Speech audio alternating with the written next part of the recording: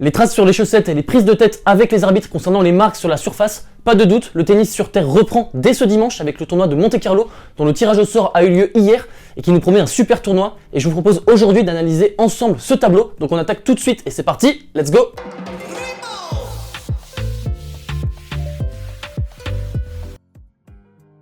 Petite présentation du tournoi avant de s'attarder davantage sur le tirage au sort. Le tournoi de Monte-Carlo constitue le premier grand rendez-vous de la saison sur terre battue. Cette année marquera la 116e édition du tournoi, dont la première édition a eu lieu en 1897. Et le tournoi se déroule chaque année au Rolex Monte-Carlo Country Club sur des cours magnifiques face à la mer dans un décor de carte postale. Il s'agit donc d'un des tournois les plus vieux et les plus prestigieux au monde. Le tenant du titre est Stefanos Tsitsipas qui a disposé l'année passée d'Alejandro Davidovich Fokina en finale. Il est même double tenant du titre. Par ailleurs, le joueur le plus titré de l'histoire du tournoi est Rafael Nadal, qui a triomphé à 11 reprises dans ce tournoi. Tous ces titres ont eu lieu de 2005 à 2012, puis de 2016 à 2018.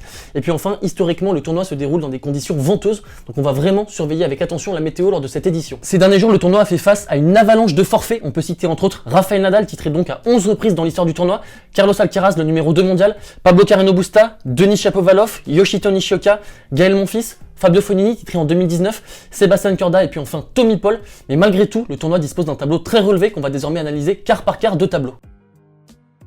Dans le premier quart de tableau, on retrouve Novak Djokovic, dont c'est le grand retour à la compétition puisqu'il n'a plus disputé de tournoi depuis 5 semaines. Il a en effet raté les 2 Master 1000 prévus sur la tournée américaine puisqu'il n'est pas vacciné. Il n'a plus disputé de tournoi depuis Dubaï et sa demi-finale perdue face à Daniil Medvedev. Par ailleurs, il n'a plus gagné à Monte-Carlo depuis 2015 et il n'a pas dépassé les quarts de finale lors de ses 6 dernières participations. Son quart théorique est prévu contre Yannick Sinner, un des hommes en forme du moment qui réalise un gros début de saison en 2023, notamment marqué par une finale atteinte la semaine passée du côté de Miami, lors duquel il a perdu face à Daniil Medvedev.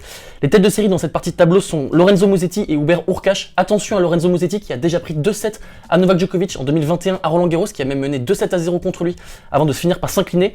Les coupeurs de tête dans cette partie de tableau sont Laszlo Djere, Diego Schwartzmann et David Goffin qui d'ailleurs se joueront au premier tour lors d'un duel explosif. Et puis enfin le parcours théorique de Novak Djokovic. Lors du premier tour, il devait jouer un Américain, que ce soit Brandon Nakashima ou Mackenzie McDonald.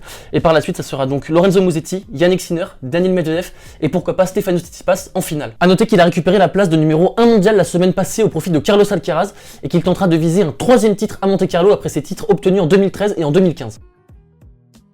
Dans le deuxième quart de tableau, on retrouve Stefanos Tsitsipas, double tenant du titre, titré donc en 2021 puis en 2022, qui est passé tête de série numéro 2 en l'absence de Carlos Alcaraz. Il ne pourra donc jouer Novak Djokovic qu'en finale. Et c'est vrai qu'il a eu du mal à confirmer depuis sa finale atteinte à l'Open d'Australie. Depuis, il ne rassure pas physiquement, surtout lors de la tournée américaine. On a vu qu'il avait eu mal à l'épaule. Il s'est aligné lors de ces tournois, mais il était persuadé de ne pas pouvoir aller au bout. Il a été obligé de s'aligner à ces tournois. Mais néanmoins, la terre devrait redonner un second souffle à sa saison, puisque c'est vraiment la surface sur laquelle il excelle le plus. Dans sa partie de tableau, on va retrouver en tête de série Borna Coric et Frances Tiafoe. Son quart de finale théorique est prévu contre Taylor Fritz. Au premier tour, il devrait jouer contre Benjamin Bouzi ou Zapata Miralles, qui a notamment atteint un 8e de finale l'année passée à Roland Garros, donc méfiance. Dans les coupeurs de tête, on retrouve Stan Wawrinka, vainqueur du tournoi en 2014 contre Roger Federer, Grigor Dimitrov, demi-finaliste l'année passée, qui joue très bien historiquement à Monte-Carlo, et puis donc Zapata Miralles, comme je vous le disais, qui a notamment atteint les 8e de finale l'année passée à Roland Garros. Et puis enfin, le parcours théorique de Stefanos Tsitsipas se compose donc de Pablo Zapata Miralles, Borna Coric, Taylor Fritz, Casper Ruud, et puis donc pourquoi pas Novak Djokovic en finale. Et Tsitsipas va jouer pour l'histoire et pour intégrer un club très fermé, très sélectif, des triples vainqueurs consécutifs à Monte-Carlo, club seulement composé de Rafael Nadal et Ilie Nastase. Dans le troisième quart de tableau, on retrouve l'homme en forme du moment, Daniil Medvedev, qui a remporté 25 de ses 26 derniers matchs, qui a notamment remporté Miami la semaine passée et qui a déjà atteint les demi-finales à Monte-Carlo en 2019, en battant notamment Novak Djokovic en quart de finale, donc il peut très bien jouer sur la terre battue monégasque. Il a hérité d'un tableau très relevé, avec notamment Alexander Zverev prévu en 8e de finale et Holger Rune en quart de finale. On retrouve également Cameron Norrie dans sa partie de tableau, le vainqueur de Rio. Les coupeurs de tête se nomment Lorenzo Sonego, Bautista Agut, Dominic Thiem, attention à lui qui a bien joué cette semaine à Estoril, et puis enfin Cerundolo. Et son parcours théorique se compose de Lorenzo Sonego, Alexander Zverev, Holger Rune, Novak Djokovic en demi-finale et pourquoi pas Stefanos Tsitsipas en finale. Il arrive sur la terre battue avec énormément de confiance. Comme je vous le disais, il a remporté 25 de ses 26 derniers matchs, mais il va falloir faire attention à lui puisqu'il aura peut-être éprouvé beaucoup de physique. Il a beaucoup joué ces derniers temps et puis également il n'est pas un grand fan de la terre battue, donc le changement de surface pourrait ne pas lui convenir. Mais en tout cas, il faut vraiment garder un œil sur lui cette semaine. Et puis enfin, dans le dernier quart de tableau, on retrouve la tête de série numéro 4, Casper Ruud, qui a beaucoup de mal en cette année 2023. On l'a vu perdre à de nombreuses reprises au premier tour ou au deuxième tour de beaucoup de tournois. Mais comme Stefanos Tsitsipas, la terre battue pourrait lancer ou bien relancer sa saison. Donc il fonde beaucoup d'espoir sur cette campagne monégasque. Son quart de finale théorique est prévu contre Andrei Rublev, qui joue bien sur terre battue, qui a déjà battu Rafael Nadal ici même à Monte-Carlo en 2021. Les têtes de série présentes dans cette partie de tableau sont Karen Khachanov et Alex de Minaur. Enfin, les coupeurs de tête sont composés de Munar, Evans, qui a déjà battu Novak Djokovic, Davidovich Fokina, qui a atteint la finale l'année passée, donc attention à lui, et puis enfin Andy Murray, 3 fois demi-finaliste tout de même à Monte-Carlo, qui va disputer le tournoi pour la première fois depuis 2017, et puis enfin le parcours théorique de Casper Ruud se compose donc de VDZ au premier tour, de Minaur en 8ème de finale, Andrei Rublev en quart, Stefanos Tsitsipas en demi, et pourquoi pas Novak Djokovic en finale. Et Casper Ruud va jouer, chose étonnante, lui qui est un spécialiste de la terre battue, pour disputer sa toute première finale en Master 1000 sur terre battue, lui qui n'en a toujours pas atteinte. Avant de passer à la partie prono, on va s'attarder sur les affiches popcorn du premier tour. On pense notamment au choc entre Bublik et Zverev, la belle bataille de revers à une main entre Richard Gasquet et Dominic Thiem, le match entre de Minaur et Murray, une belle affiche entre Ben Shelton et Grigor Dimitrov, un autre beau match entre Jiří Lehecka et Frances Tiafoe, Khachanov, Davidovich Fokina et enfin Cressy Berrettini, et tout ça, ça nous promet un super début de tournoi.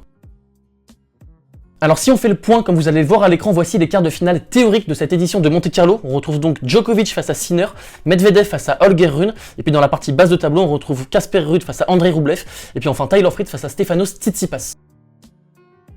Et voici désormais à l'écran les quarts de finale que je pronostique. Je vois bien Novak Djokovic affronter Yannick Sinner en quart de finale, mais le deuxième quart de finale va peut-être un petit peu vous surprendre. Je vois un quart de finale entre Alexander Zverev et Cameron Norrie.